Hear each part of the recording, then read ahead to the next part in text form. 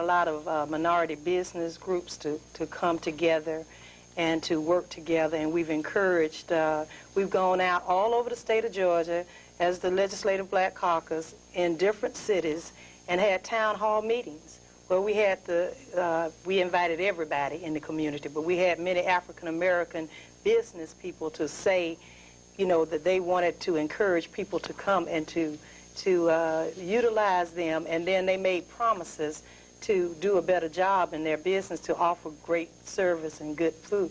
And also in the franchise hearing that I was telling you about earlier, we heard over and over again from so many minorities. So I can understand what our speaker was just talking about, because he has come into this big company with African Americans. They put all of us right there together, and they do everything they can to recycle those stores back to minorities or to African Americans, and we're doomed for defeat when we get into the large corporations already.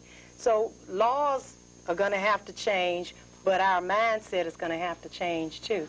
And then also we're going to have to come together, and we're going to have to stop the large corporations that we patronize, all these Burger King stores and other franchisees, and we're going to have to let them know that we're not going to tolerate what they're doing to minorities anymore. Okay, and we got a caller. Okay, go ahead. To, I was going to say, cultural education, culturally, because look at the Jews, they will never let you forget the Holocaust. Well, and black people need to know their history, and they need to know, that's exactly right. They need to know the people that preceded Dr. King, the ones like Marcus Garvey, ones that gave their lives so we could vote, we could have, even pay the way where Martin Luther King could exist. So I think there's not enough of communication with our older and younger generations. Yeah, I agree. We're going to go to our phone, and then we're going to get back, because there's some things that just stimulated from this conversation that I'd like to bring up if I can, too.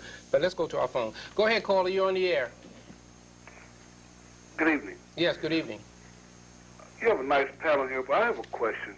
We spent a lot of time talking about going back to the old days, talking about what we should do. You take, for example, Magic Johnson came here and put together a theater. But we need to reach out and let everybody know this. There's only a few of us that know this. How can we support it? We need to put it in the newspaper. We have black newspapers. We as people need to reach out and touch each other. I agree with you. For example, and hello, Senator James. Hello. This is Darry McNeil with USDA. How you doing? One of my programs. Is this an advertisement? No, it's not. No, it's not. But go ahead. You want a question, Robert, please? The media is so funny because the media not only works, you're talking about television, you're talking about radio, but it's also through the white man network on the job. You know, one of the things that I'd like to say regarding what he's saying about how we use our media. Now, we're talking about the Atlanta Daily World, a newspaper that's the oldest newspaper, and I'm not pushing this for you, but it's just for a point. We have a African-American owned, operated, the information that's coming is about us, but yet they have to struggle. That doesn't make sense to me. See, we have to get above our jealousies of each other and our envies of each other, and we divide each other because of color of skin and texture of hair. Until we get over these kinds of personal problems that we are putting on others, we've become more racist than the people we accuse of racism to a great extent, right among ourselves. So why should a black business fail? Look at our community.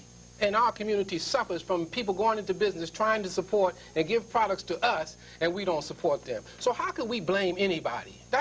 We have to stop wallowing in our own memories. You know, these memories, these things that we're actually doing the job on ourselves. Go ahead, please. But just for the record, his statement was a little inaccurate where he said Magic Johnson came here to open up his 12th theater out in Greenboro. Go ahead. Well, I do, because it was on the front page of our paper. Right. Okay. It was on the front page of the Daily World. It was in the sports section. It was in the Constitution. It was on every television station and radio station. Exactly. Now, I know that was Magic Johnson, and we're talking about one of the most highest profile athletes probably in history, and he's a rich man too.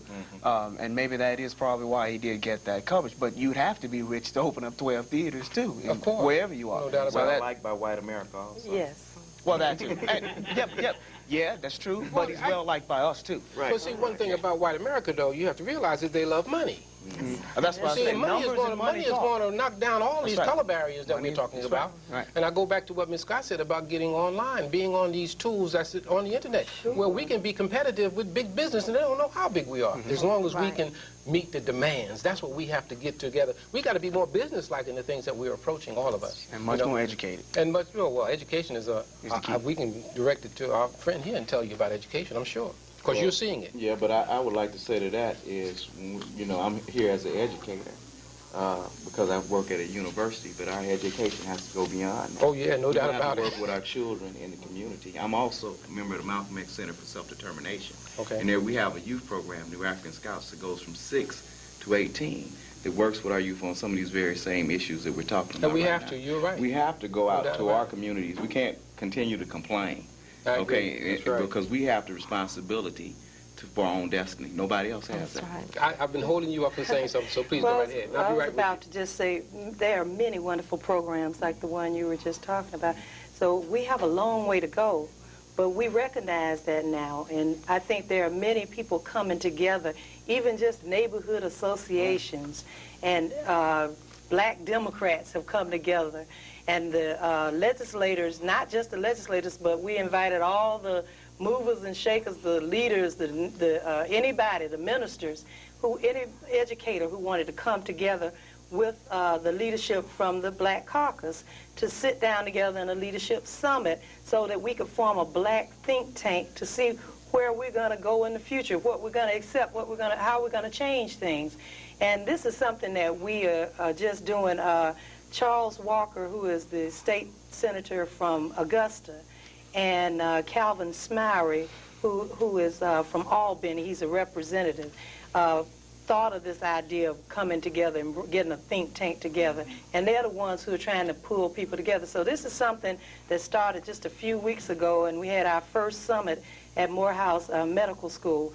And they're going to go all over the state for the next, for the rest of the interim that we're out from, say, the end of March to December, so that we can try to formulate what we need to do as legislators too, and what kind of bills we need to propose, what kind of laws we need to take off the books. There's so many antiquated laws on the books, and I'm so proud to be in the legislature at a time when all of us are beginning to really come together and understand that it's strength in numbers, and we're going to have to, we might not agree on everything, but there are some things that we better agree on. Right. And so we're identifying those things now. Okay. So, there are a lot of groups, including that one, We'll that's get back to all working of these toward groups it. before. We still got a little bit of time. I'm sure you're going to bring Okay. out most of them. But we do have someone that would like to come up and make some comments and statements, and please feel free, my special friend.